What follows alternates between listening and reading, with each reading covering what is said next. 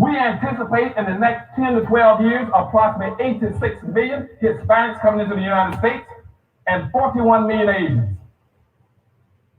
You have been the majority minority for 400 years in this country. You have been the number 2 population for 400 years. You're going to get kicked out of being number 2. You're going to go down and become number 4. Now, common sense, even a 3rd grade education would tell you, if you didn't get anything when you were number 2,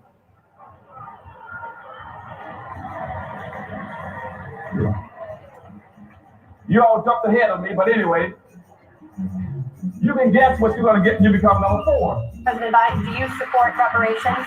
Well, I mean, since I haven't spoken on this, got a chance. Number one, the reason we're the country we are is because of immigration.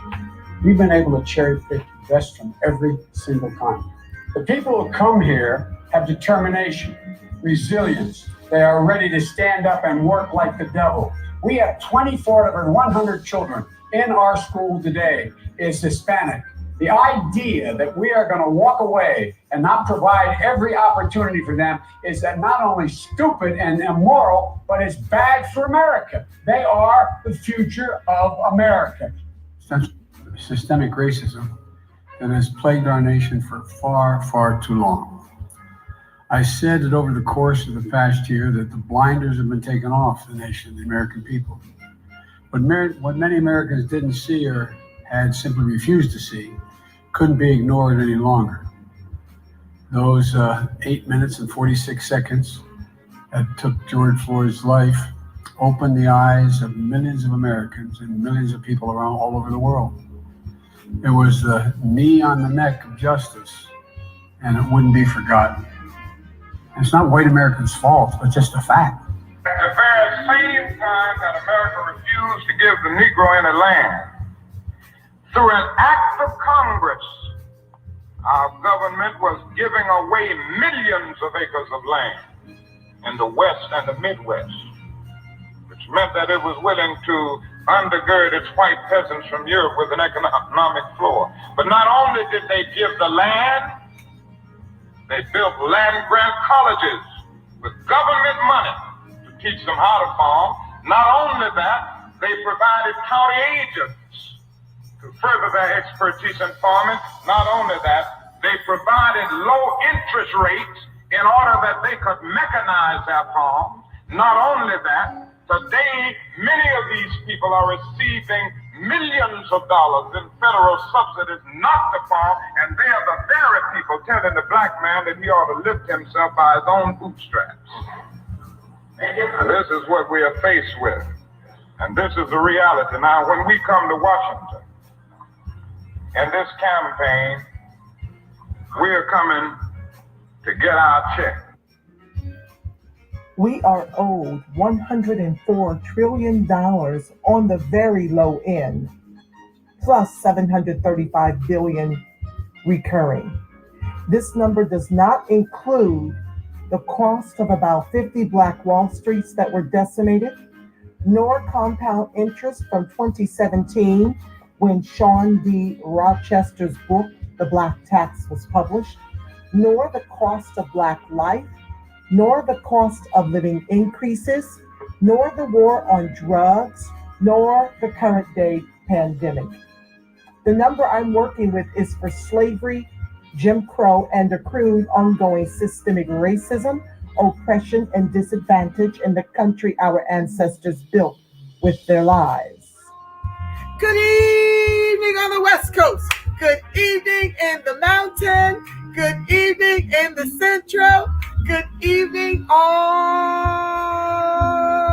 the East Coast. You know exactly who it is, family.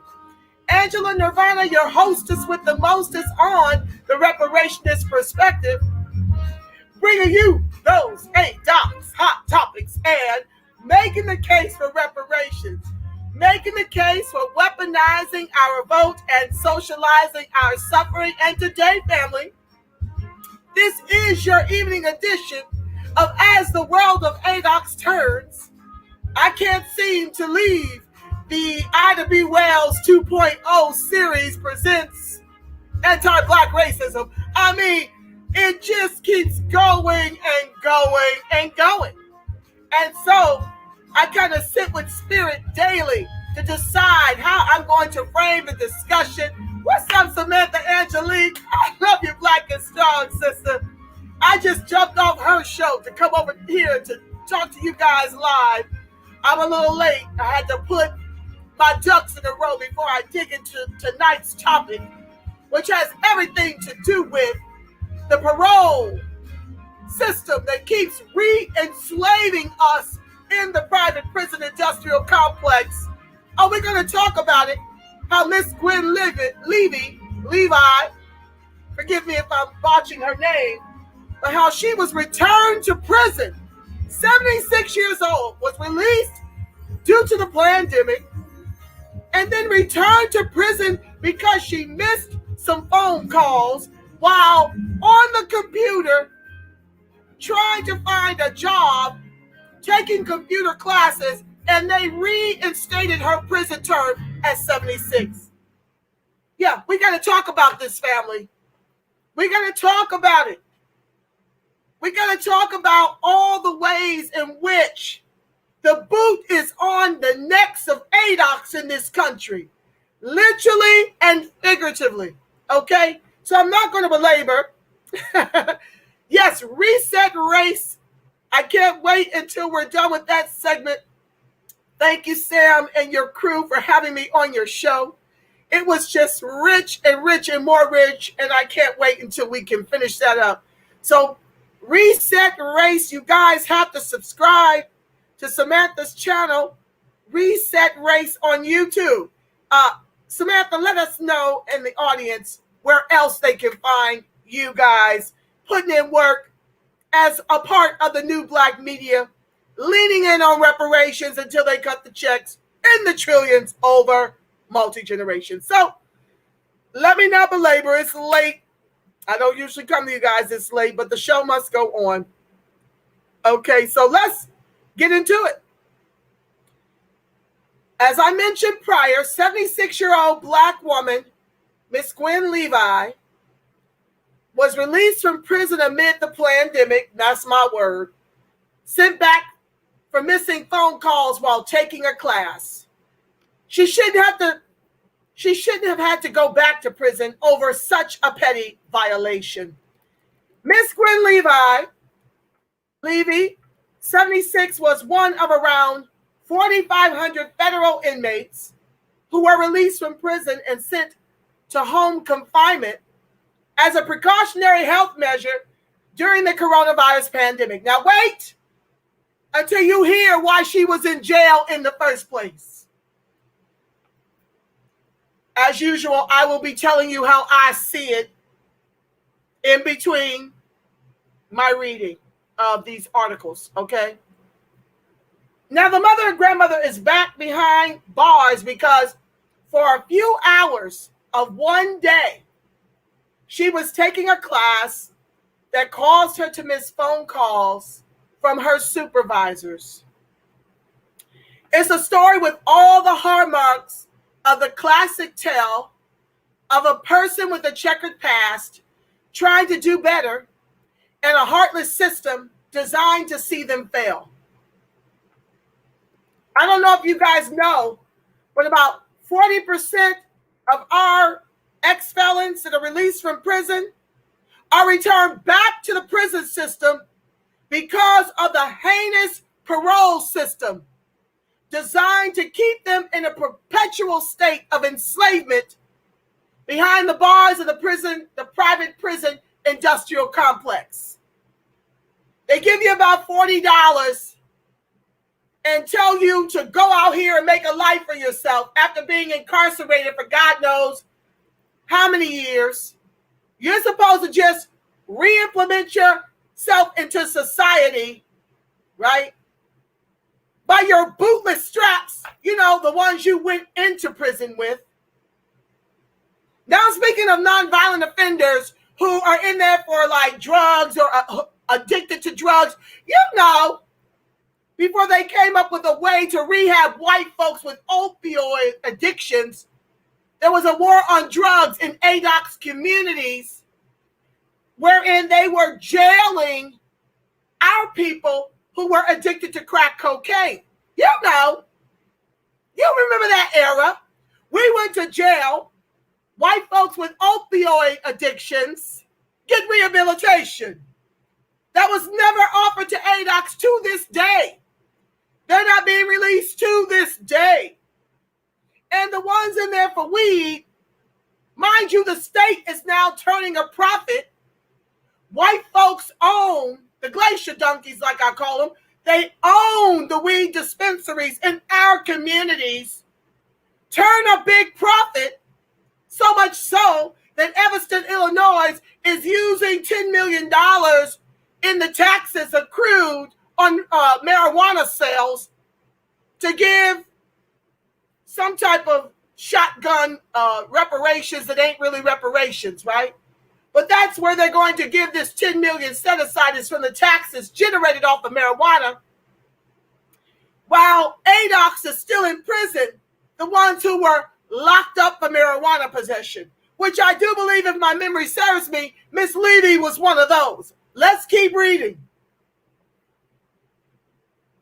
The Washington Post reports that Levi, who had already served 16 years in prison out of a 24-year sentence for conspiring to sell at least a kilogram of heroin,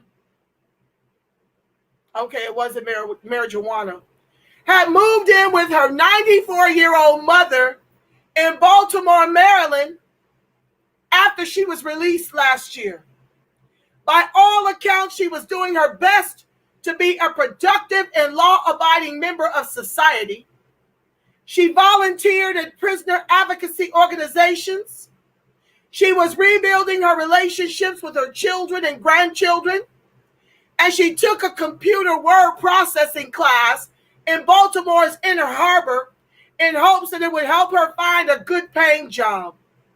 Of course, it was that last move, you know, the one where she was attempting to pull herself up by her bootless straps, that move that's been expected of ADOCs since we demanded our emancipation and won it.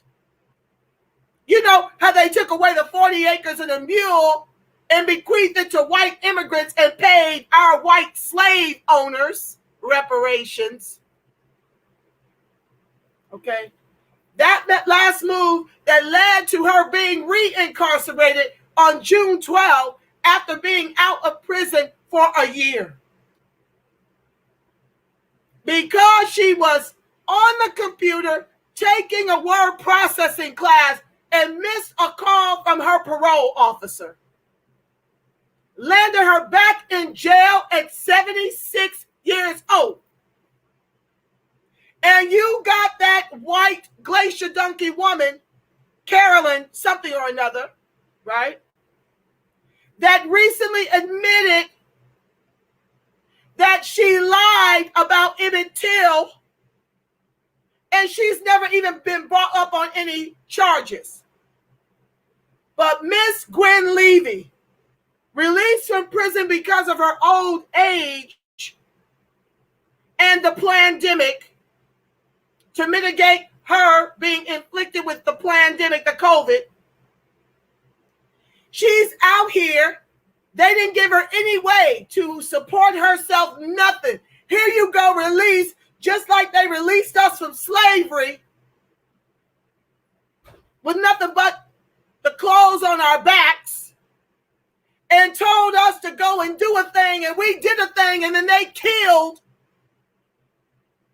and burned down and stole all of the wealth our ancestors built with their lives. Nothing different. Wash, rinse, repeat. And this is why I say at the top of my show that reparations is for slavery, Jim Crow, and accrued ongoing systemic racism, oppression, and disadvantage. She's 76 going back to jail because she was trying to do the very thing that many of the niggerati, the Negro pens, the color gatekeepers of white supremacy and identity and respectability politics expected of her. to pull yourself up by your bootless straps after spending 16 years in jail of a 24-year sentence for a kilogram of heroin. Back in jail June 12th this year.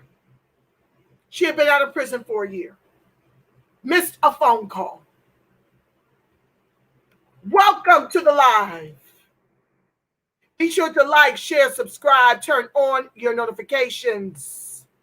Thank you for your contributions to my voice as a part of the New Black Media. I see you, YVOC Info. Thank you. And for those of you who have yet to chat, where you're slinging bricks for ADOX from, FDA B1, welcome to the live.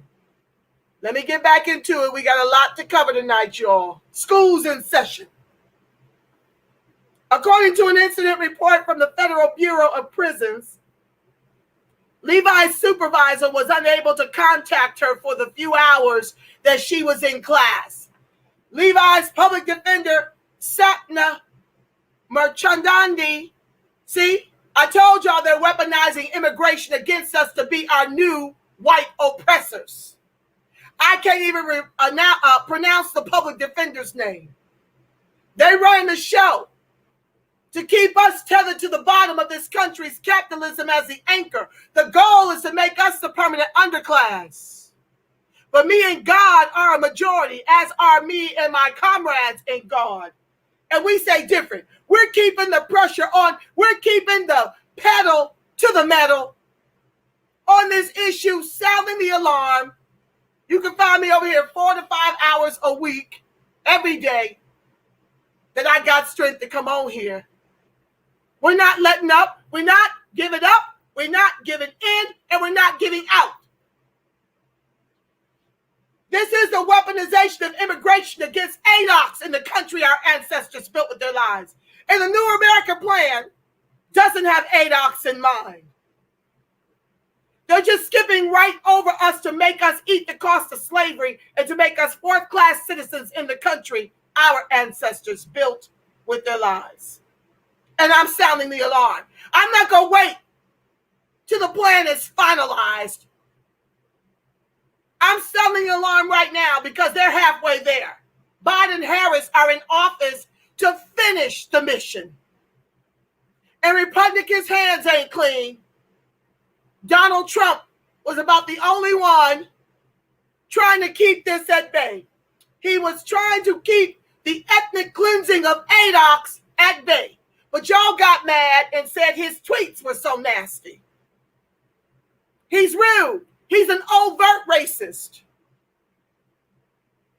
And 87% of our electorate went out here and voted Biden-Harris to finish the plans to ethnically cleanse us, or at the very least to make us fourth-class citizens in this country. So, the public defender Satna Merchandani said that there was no question she was in class.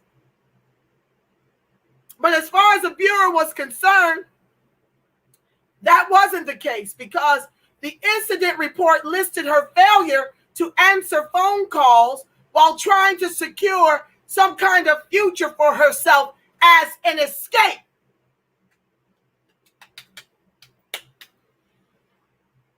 Oh, dear God. Fix it, Black Jesus. Okay, so Merchandani told the Post that she was told this was the case because her client, quote, could have been robbing a bank. They're going to treat her as if she was robbing a bank. But Levi wasn't robbing a bank. She was taking a class. Quote, I feel like I was attempting to do all the right things, Levi said in a statement released by Mercandani. Breaking rules is not who I am. I tried to explain what happened and to tell the truth. At no time did I think I wasn't supposed to go to that class. I apologize to my mother and my family for what this is doing to them. Levi isn't the only person to be sent back to prison after being released amid the pandemic, my word. According to the Post, former President Donald Trump, who often touted himself as some great prison reformer, was celebrated by some for freeing federal inmates to protect them from COVID-19 infection. However, in his final days in office, a Justice Department memo was issued calling for nearly all of the released inmates to return back to prison after the health crisis had ended.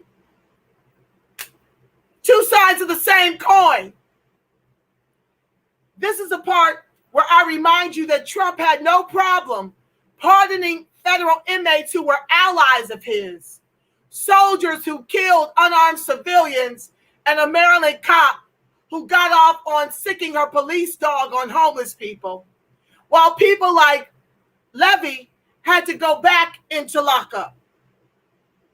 So now, one can only wonder if officials are looking for any and every excuse to put released inmates back into prison as a way of adhering to the Justice Department's memo.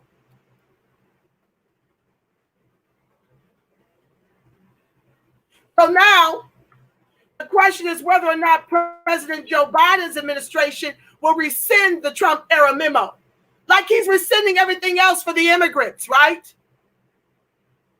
While he has yet to do anything for ADOX, and we're going on 7 months now since he was elected by 87% of our electorate. No executive orders for social justice and economic inclusion for ADOX during our over 500-year Holocaust. We were here when they invaded. They enslaved those of us that were free, already here. So it's more than just 1619.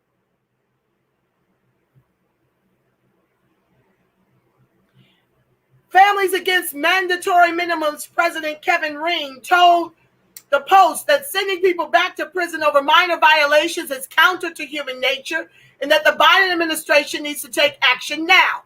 This is exactly what we feared from them delaying resolution of this issue, Ring said.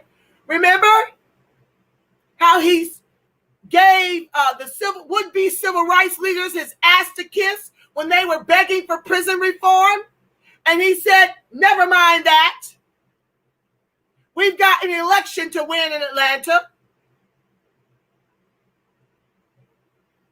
They delivered Atlanta. We still don't have any reform. We still don't have the George Floyd Justice and Policing Act passed into law.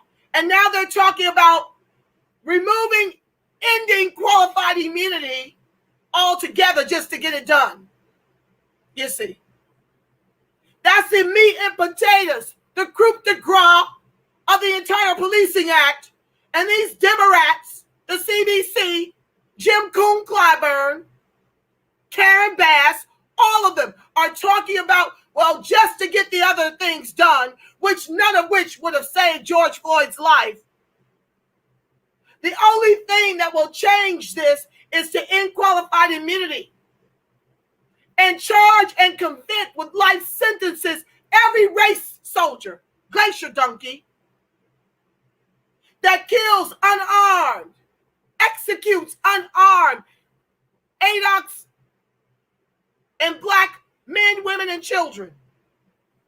If you're unarmed and you get executed by the race soldier, that should be automatic and you should lose your pension.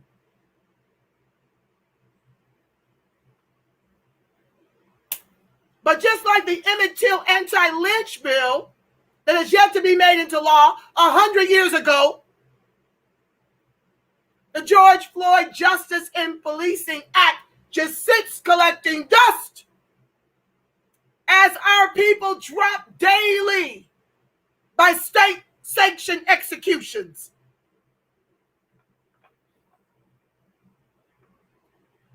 Every day is torture. They're worried about going back to prison. Waiting is the hardest part. To send a 76-year-old woman who was locked up for a nonviolent crime back to prison for the better part of a decade over a minor and accidental violation is indeed cruel. The system needs to be more humane than this. ADOC's life. So let's talk about next how probation and parole feed mass incarceration in the United States. Probation is like a prison sentence outside of jail. You walk around with a rope tied around your leg to the prison door. Anything can lead to revocation. James Yancey, Georgia defense attorney. I asked for programs, but probation didn't want to hear that. They didn't want to hear that I need help. They just gave me time. Monique Taylor, pseudonym, who has served years on probation in Pennsylvania for conduct related to a long-standing drug dependence. Probation, parole, and other forms of supervision are marketed as alternatives to incarceration in the U.S. Supervision, it is claimed, will keep people out of prison and help them get back on their feet. Throughout the past 50 years, the use of probation, a sentence often imposed just after conviction, and parole, served after incarceration, has soared alongside jail and prison populations. As of 2016, the last year for which supervision data is available, 2.2 million people were incarcerated in the U.S. jails and prisons, but more than twice as many, 4.5 million people, or 1 in every 55, were under supervision. Supervision rates vary vastly by state, from 1 in every 168 people in New Hampshire to 1 in every 18 and where? The very ADOC's, Georgia. Over the past several decades, arbitrary and overly harsh supervision regimes have led people back into U.S. jails and prisons, feeding mass incarceration, feeding the not-so-new slavery in the private prison industrial complex. Welcome to the live, one and all. Please chat amongst yourselves. I'll be able to read your comments before I pray us out. According to the Bureau of Justice Statistics, in the late 70s, 16% of U.S. state and federal prison admissions stem from violations of parole and some types of probation. This number climbed to a high of 36% in 2008, and in 2018, the last year for which data is available, was 28%. A different set of data for the prior year from the Council of State Governments, which includes all types of probation violations but is limited to state prison populations, shows that 45% of all U.S. state prison admissions stem from probation and parole violations. 45%.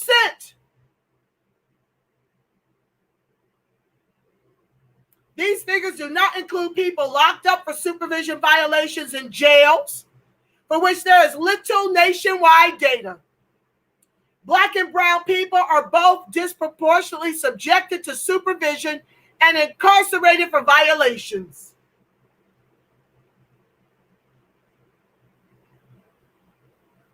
These Democrats create the problems and want our vote to be the solution, while not giving us any executive orders for social justice and economic inclusion. This report documents how and why supervision. Listen, this is what you can do to a wealthless group. This is what you can do to a group that's been neutralized economically. This is what you can do when you say no to reparations in the trillions over multi-generations. You just make us your consummate bottom caste. That's why I say weaponize the vote. Red top of the blue Congress. until they cut the checks in the trillions over multi-generations. This clearly is not working. We are on the bottom in every metric. And all they do is come up with ways to legislate us into abject poverty and then wage a war on poverty. Biden has a $350 billion going to the glacier donkey race soldiers who are in our communities, executing us by government sanction with no end in sight to qualified immunity. I just did on yesterday's show. Chauvin will be able to keep his $1 million in his pension. He will be getting $50,000 a year upon release from prison and is able to walk in 15 years. And the prison that they isolate him in is a Waldorf Astoria as compared to the prisons our brothers and sisters and children have to endure. It is hell for our brothers and sisters, many of whom are there for nonviolent offenses, like Miss Gwen Levi.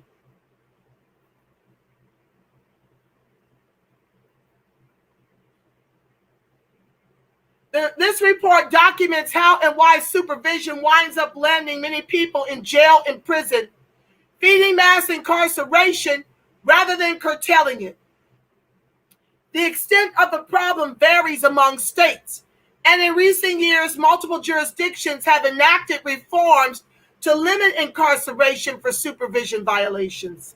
This report focuses on 3 states where our initial research indicated that, despite some reforms, the issue remains particularly acute: Georgia, Pennsylvania, and Wisconsin. So I'm not going to get into this report. I just need you to understand what 45% of our prison populations is a result of.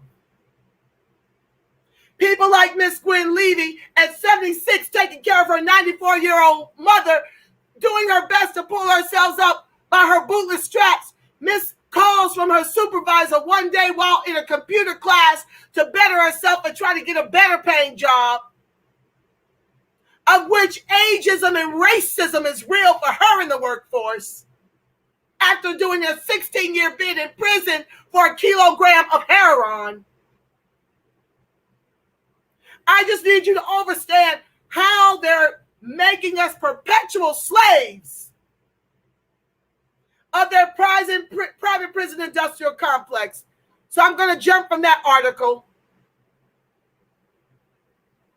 and talk about behind bars. I'm going to give you a little bit of this before I jump to my next. Life in prison can challenge anyone, but it can be particularly hard for people whose bodies and minds are being whittled away by age. Now, I want to jump to another article real quick before I finish this one out. How did the 94 crime bill that Jim Crow, Sloppy Joe, Segregationist Joe authored affect prison college programs? I want to juxtapose this to what I just read you, that their minds are whittling away. Many of whom are there for nonviolent offenses. Without federal aid, the rate of college course participation in prisons dropped by 50%. This was an article in 2019. I'm going to let you hear from Dyjuan Tatro, who is still on probation, but he was on that debate team from Bard College that smoked Harvard's debate team because they went in there ill-prepared. They underestimated the inmates. And I want to talk about the success of Dyjuan Tatro, who is still on probation while working for the government. The Democrats hired him to help with reform. We're going to hear from him momentarily, but I want you to understand, because he talks in his video that I'm going to share with you about 700 prisons used to offer the Pell Grant to educate Black minds. And the author of the 94 crime bill, whom you guys elected, It ended prison college programs.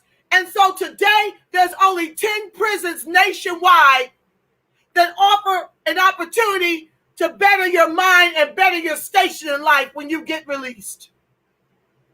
And even he has to walk a tightrope while working for the government to reform prisons and education in prison because he is still on parole to this day. One false move, he could go back to jail. So let's talk about it. Journalists, policymakers, and advocates frequently ask us to answer tricky but important questions about the criminal justice system. Until now, however, many of our answers to these common questions have gone unpublished, gathering dust in our email archives. This post is the first in what we anticipate will be ongoing Since You Ask is the name of the series that makes our answers to these important questions public. How many people participated in college and prison programs before and after the 94 crime bill, and how many participate in prison education programming today? The answer: to understand the drop in college participation in prisons following the 94 crime bill, it's important to know that most in-prison college programs, unlike college and universities in the free world, largely depend on funding from the Pell Grants program and other federal aid programs. This is largely because incarcerated people are overwhelmingly poor. Me speaking. Hence the fight for reparations in the trillions over multi-generations. Lean in, ADOS, FBA, B1, ADOS. Lean in. And can neither afford college tuition nor make generous gifts as alumni. Hence why we're only about 14 to 16% degreed. Too poor to afford to go to college. Poor by design of institutional systemic racism. No fault of our own. Poor by the war on drugs and now the war on poverty. They both equal the war on ADOX. Because Black immigrants are winning here. And that is their goal, to stay winning. They are our new Black white oppressors, and this government is seeking to replace ADOX with them.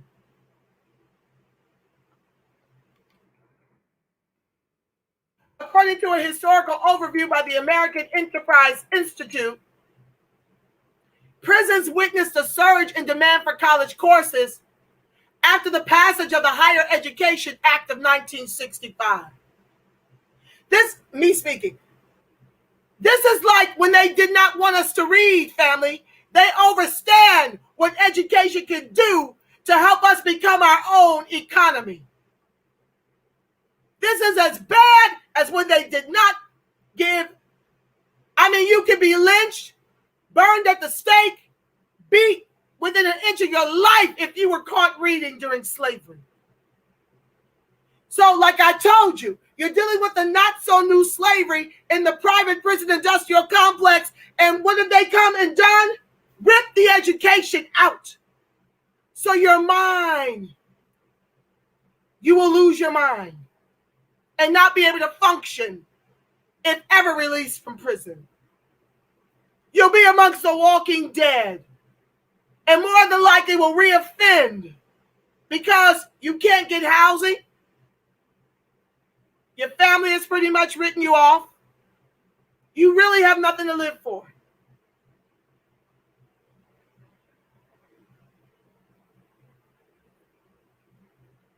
A law that greatly expanded federal aid for college participation nationwide. I'm going to read that again. Prisons witnessed a surge in demand for college courses after the passage of the Higher Education Act of 1965, a law that greatly expanded federal aid for college participation nationwide. By 1982, 350 college and prison programs enrolled about 27,000 prisoners.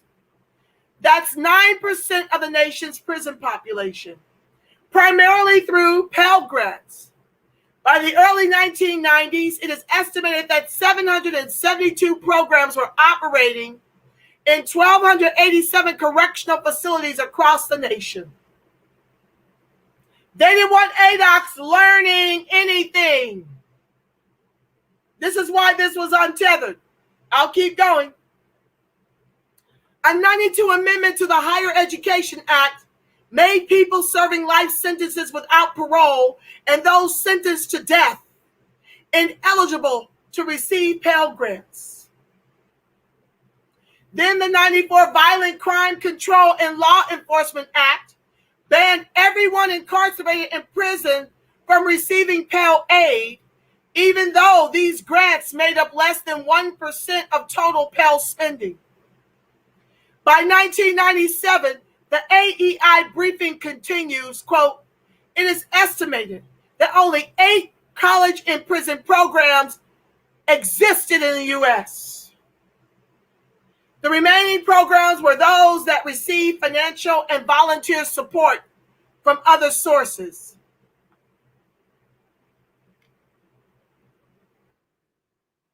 According to the American Historical Association, states followed by further blocking access to funds through regional programs. In 2005, the New York Times Magazine wrote that there were about a dozen prison college degree programs, 4 of them in New York State. That's the one my featured video is going to share.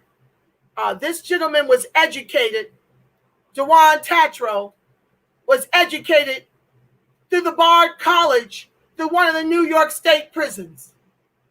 That was a luck of the draw that he was incarcerated in a prison with a college program that he took advantage of.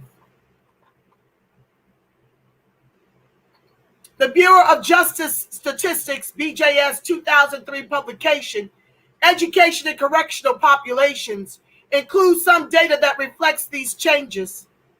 In 1991, 13.9% of people in state prisons and 18.9% of those in federal prisons had taken a college course since admission. By 97, these numbers had dropped to 9.9% for people in state prisons and 12.9% in federal prisons. The 2004 BJS survey of inmates in state and federal correctional facilities shows that the downward trend continued. In 2004, just 7.3% of respondents in state prisons had taken a college-level class since admission. More recently, results from a 2014 study of people in prison found that 2% of respondents had completed an associate's degree while incarcerated, and 1% had completed a bachelor's degree or higher. Notably, 58% of respondents reported that they had not completed any further education while incarcerated. But these statistics do not reflect a lack of interest in higher education among people in prison. To the contrary, 40% of respondents to the survey said that they would like to enroll in an associate's or bachelor's degree program. And an additional 29% wanted to enroll in a post-secondary certificate program. Nor are most people in prison unqualified for such programs. A recent report from the Vera Institute of Justice and Georgetown Center on Poverty and Inequality analyzed the same survey results and found that the majority of incarcerated people are academically eligible for post-secondary level courses. As we've previously found, educational exclusion is a strong predictor of incarceration in the U.S. Me speaking, hence the preschool to prison pipeline, right? But federal and state governments are far from powerless to repair the harm that results. Restoring Pell Grants to incarcerated people would make approximately 463,000 people in prison eligible for free college courses. But they don't want that. Because the majority of the people behind bars in the not-so-new slavery called the private prison industrial complex are ADOCs. It's time for the government to not only restore this critical aid, but expand it. So back to how our people are aging and their minds are whittling away.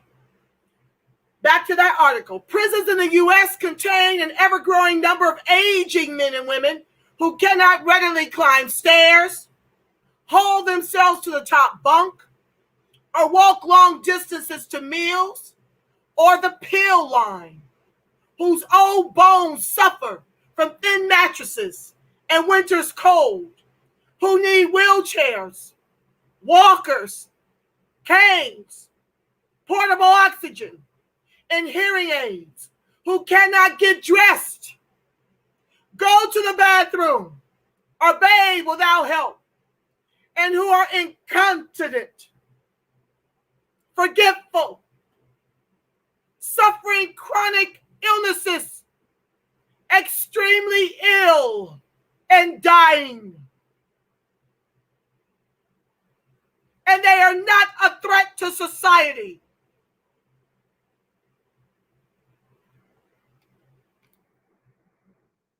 Using data from the United States Bureau of Justice Statistics, BJS, Human Rights Watch calculates that the number of sentenced federal and state prisoners who are aged 65 or older grew an astounding 94 times faster than the total sentenced prisoner population between 2007 and 2010. The older prison population increased by 63%, while the total prison population grew by 0.7% during the same period. Some older men and women in prison today entered when they were young or middle age. Others committed crimes when they were already along in years. Those who have lengthy sentences, as many do, are not likely to leave prison before they are aged and infirm. Some will die behind bars. Between 2001 and 2007, 8,486 prisoners aged 55 or older died in prison.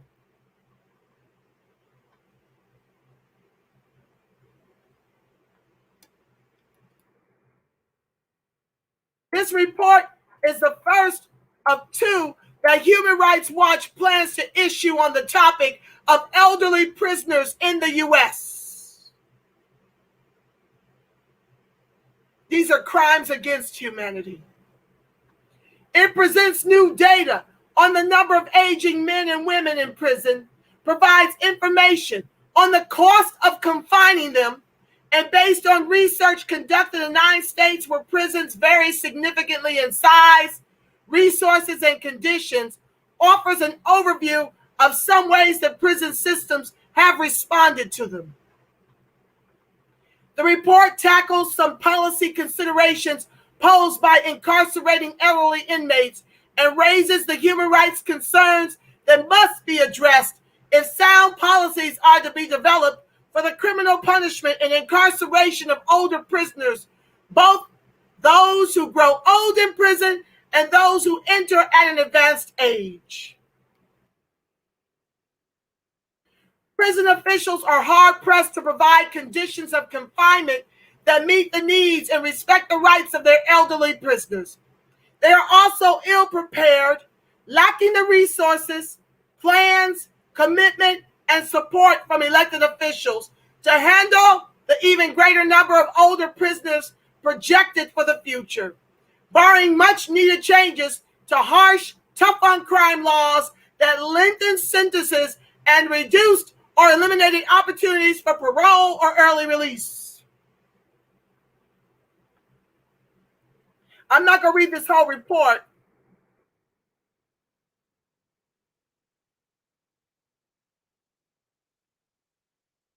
but But you get the idea. Let me come over and share the screen. Welcome to Live Earth Saint. I see you, family. Y'all up late with your sister. Thank you for rolling. Okay, let me share the screen. I want to share this video.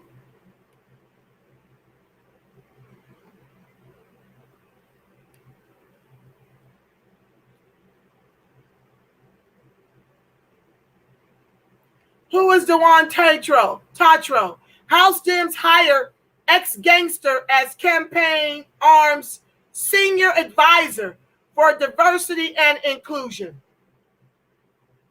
I have to turn on the audio, okay? Sorry about that. Let me start over.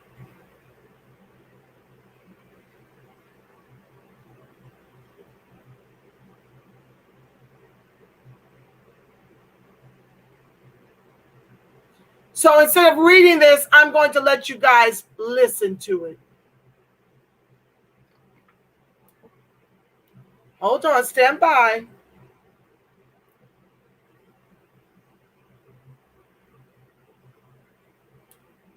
Okay, just a second, please.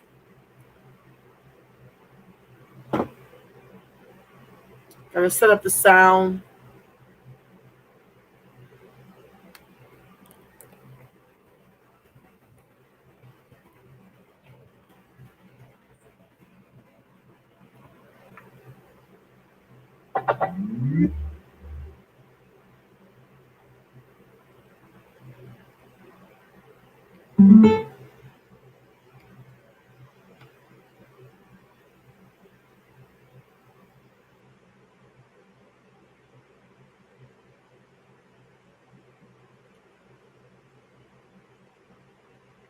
Let me come over here and make sure you guys can see it and less of me.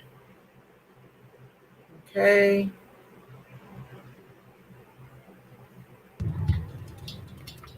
I got to college in prison, and having a college education means the world to me. I went to prison at 20 years old. I remember sitting in prison at 5 Points Correctional Facility one night and just so happened to watch 60 Minutes. And it was a segment on the Barred Prison Initiative. And here were men like me, African-American men in prison, in green, getting a college education. And for someone who kind of like got up every day, went to the yard, worked out, maybe read a book and just stared at the wall, right? Because that is what prison is in this country. It serves to punish people, not rehabilitate people. That was exciting to me. And so I decided in that moment that I was going to enroll in Bard College. Easier said than done. It took me the next 6 years of gaming the prison bureaucracy to get from where I was in prison, they don't make this easy, to where Bard was teaching classes.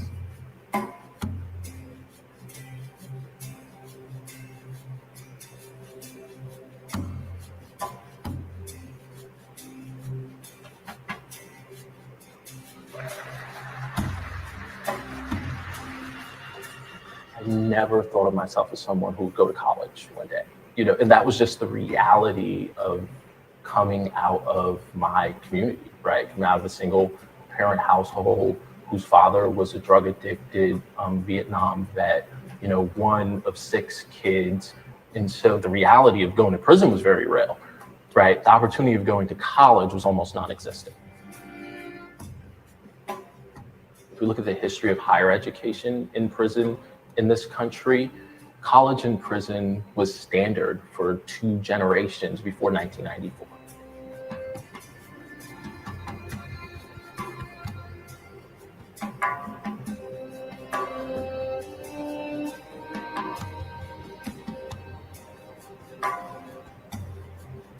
Nationally, we went from having in the US over 700 college and prison programs to less than 10, pretty much overnight. We knew then, as we do today, that if someone got an education in prison, they're the least likely person to go back. For example, at the Barred Prison Initiative, over the past 20 years, over 90% of our students have never gone back to prison. The average recidivism rate at the 3-year mark here in New York is 40%.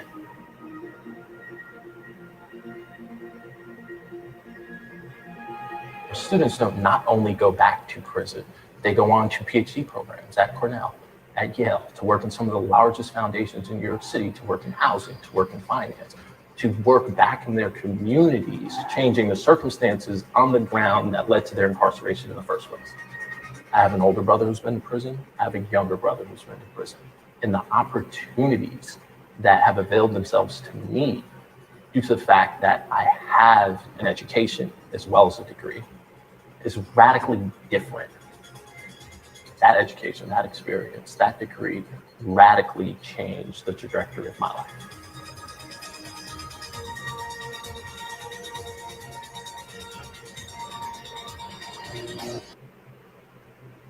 So like it said here, Dyjuan graduated in 2018 and is now a government affairs and advancement officer at the Barred Prison Initiative and a board member at the Fortune Society. And he's still on parole. So let me stop sharing that and go back to the article.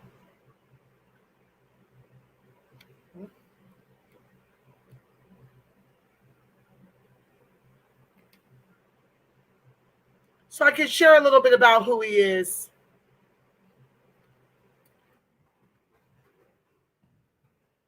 The House Democrats campaign branch has hired an ex-gangster turned high-profile criminal justice advocate for a top leadership position. The Democratic Congressional Campaign Committee, which is led by Hudson Valley area rep Sean Patrick Maloney, appointed Dyjuan Tatro as a senior advisor for diversity and inclusion. Tatro grew up in a poor neighborhood of Albany, New York, amid the sound of gunshots and little or no access to education. Isn't that true of all of our projects where they've neutralized us educationally, economically, in terms of jobs, giving those jobs to immigrants over ADOCs? Little to no home ownership in those communities, little to no business ownership in those communities. So this is a story of what's happening to most of our young people right now. In these communities where state-sanctioned executions are allowed and the preschool to prison pipeline is our children's fate. They've gotten rid of 200,000 Black teachers throughout the educational system throughout the country. So our children are being turned against us by immigrant and white teachers. And then the state ties your hands as a parent and tells you you can't spank your children and get them in line, but they got no problem macing them and tasing them and beating them and executing them and throwing them into prison. But if you touch them, here comes CPS, Child Protection Services, to take them from you, right? You need to understand how all of this is related, how all of this ties into Black on Black crimes and murders. That y'all want to divert my attention away from state-sanctioned executions by the Glacier Donkey race soldiers because y'all want to deal with the manifestation of the problem of Black on Black crimes and murder without fighting for the very resources that our communities are starved of, which lead to Black on Black crimes and murders, akin to when the Italians and the Irish were robbed of resources before they were made white. They're not going to make ADOCs white. So when y'all ready to have a real conversation about what undergirds Black on Black crimes and murder, then I'll take you serious. But don't come for me if I don't send for you. And if that's a show you want, start your own. Back to the text. Tatro grew up in a poor neighborhood of Albany, New York, amid the sound of gunshots and little or no access to education. Around 10th grade, Dyjuan dropped out and was selling drugs. A few years later, when he was 20, he was involved in a shooting and sentenced to prison for assault.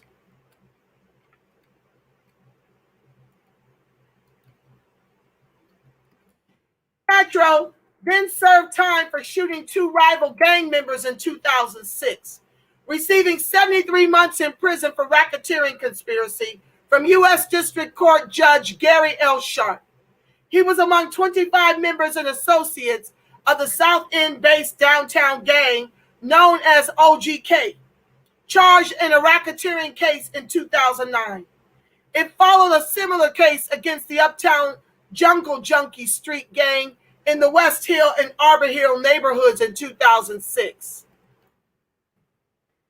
Tatro pleaded guilty in December 2010, admitting he made at least $12,000 a month dealing drugs and conspired to traffic more than 50 grams of crack cocaine. He has also confessed to an October 5th, 2002 assault on Delaware Avenue and October 16, 2003 razor slashing of a victim on Clinton Avenue and a double shooting of rival gang members Dushan Lil Du Wilson and Andre Blakemore on February 16, 2006 on Washington Avenue. In prison, he attempted to turn his life around as he was able to access the education he had missed as a teenager. He was accepted to the Barred Prison Initiative's post-secondary education program, where he joined BPI's debate team, which drew national attention after they defeated the group from Harvard University. By the time he got out of prison, he had finished a mathematics major and earned a bachelor's degree from Bard College. He later started working as government affairs and advanced officer for BPI. In 2019, he appeared in Ken Burns and Lynn Novick's PBS documentary series, College Behind Bars, about a group of inmates trying to earn their degrees through New York State's Barred Prison Initiative. Inside the walls of a classroom, you escape the walls of a cell, and you become an individual again, said Shanta Montgomery, speaking at the 16th commencement of the Barred Prison Initiative, BPI, in the documentary. Speaking to the Griot, Tatro had said, I vividly remember sitting in 5 Points Correctional Facility and seeing a 60-minute segment on the Barred Prison Initiative come on, and there were these amazingly smart men who were in prison just like me, wearing green like me, embarked on this rigorous educational endeavor. At that moment, I decided that was what I was going to do.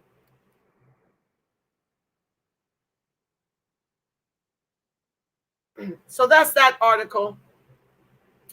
And let me make sure I got everything I wanted to say out in this segment. I did pretty good. Went grossly over, but oh well. It is what it is. Maybe not too bad. I think maybe, I don't even know what time I started. What's up? Okay, let's see what you guys have to say about it before I pray us out. Make sure you guys find Reset Race. That's Samantha Angelique. ADOS SoCal, ADOS LA former. She's doing her own thing now, like many of us are. Wyvox says, I wonder if Baltimore State's attorney Marilyn Mosby can broker Miss Levy's release.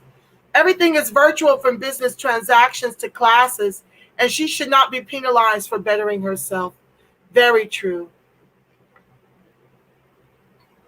Good evening, Antoine Foster. What's up, Robert Felix? I see you, fam. Wyvox Info says the system should get on par with the new virtual economy, as Miss Levy was responsibly partaking in it as an online student. You better know it, Wyvox Info. Thank you guys so much for tuning in to this segment of Ida B. Wells 2.0 series presents Anti-Black Racism as the world of ADOX turns. With that said, family, until next time, let me pray us out that the light of God surrounds us, the love of God enfolds us, the power of God protects us, and the presence of God watches over us. Wherever ADOX and its allies are, God truly is, because, family, you are the face of God. You are the voice of God. You are the body temple of the Spirit of the living God. Know that I love you black and I love you strong. Until we meet again, you make it a beautiful, God-inspired rest of your evening and weekend. Mwah. Peace, family.